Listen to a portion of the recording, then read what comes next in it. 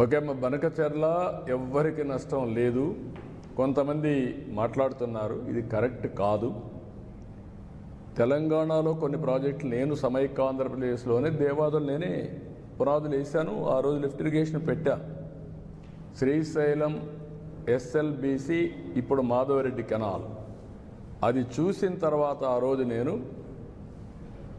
Devadula project కూడా lift irrigation సాధ్యమని గోదావరి పైన ఆ లిఫ్ట్ ఇరిగేషన్ పెట్టాం.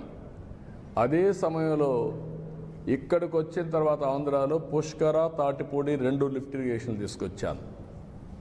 తర్వాత కొన్ని వీళ్ళు దేవాదుల ఇవన్నీ కూడా వచ్చాయి.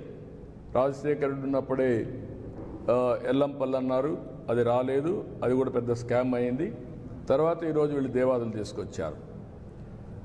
గోదావరిలో నీళ్లున్నాయి, పైన ఉండేవాళ్ళు వాడుకుంటారు, కిందలో వాడుకోవచ్చు.